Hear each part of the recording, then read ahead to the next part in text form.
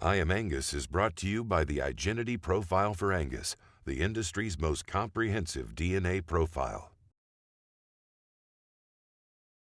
I worked for Kenny Monfort's company in the late 1970s and always recognized him as a very unique individual. And it was an exciting company. And so when the opportunity arose to write a book about him, I jumped at it. I felt if I was going to write a book of any sort, this would be the book I'd like to write. Kenny was unusual. He was not a typical businessman. He wasn't a typical human being. He was just, he was an original. One of the stories that kind of led to the name of the book, Kenny's Shoes, was the fact that he went to a very important political function, and he was wearing two different shoes, a brown loafer and a black one. And when it was brought to his attention, he said, "Oh, it's nothing. I'm sure I have another pair just like it at home." But he just didn't care really about the way he dressed. Kenny's grandfather moved to northern Colorado from Illinois. He was a farmer and thought he'd have a lot better opportunity in northern Colorado. Always wanted to move out west, so he did, and found it to be to his liking, and brought his family with him. And one of his family was his son Warren. He started the feedlots back in the Depression in 1930 after his father had died, and started with a pen of cattle, 18 head, and was very successful at it. He found that when he could feed cattle year-round, he was selling cattle when packers most needed them, and he could make money at that. Kenny never really was going to go into the cattle feeding business. He had other things on his mind when he was growing up.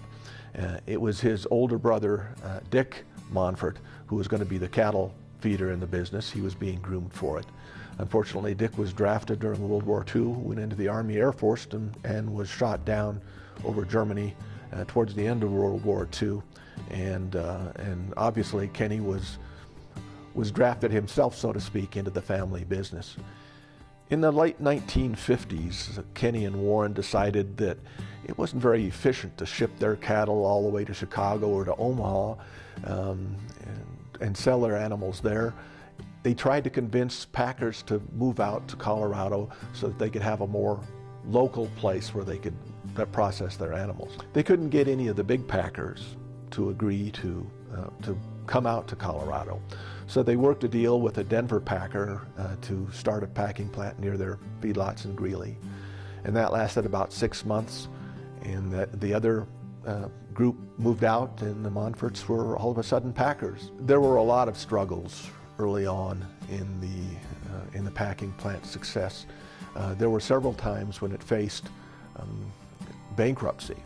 And he would always go to the bankers and beg for a few more weeks, a few more months to keep it going. And a couple of times had to go to the employees and say, you know, I'm not sure how long we're going to be able to keep going. So it was a struggle. They weren't a packing operation from the 1920s. They were learning as they were going, and they had to figure it out as they were going. And that did lead to some problems and some challenges, but they would continue to come through and get to the next level. By 1968, the Monforts had become the biggest cattle feeders in the world.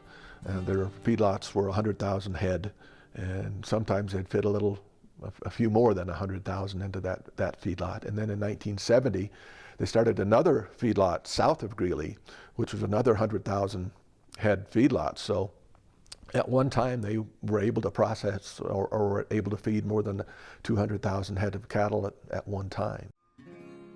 I think the biggest thing that Kenny Monfort did, and his father Warren, was that he wasn't afraid of change. He embraced change, and he wasn't afraid of taking a chance. And I think people saw that and said, you know, he's not afraid of change. Maybe we can embrace that too and take some chances to be successful in our own businesses. And I think that's what they did for the industry, was they helped it really get started in the 1950s and 1960s to be different, to make changes, to take chances, and to come up with better products, to raise better animals.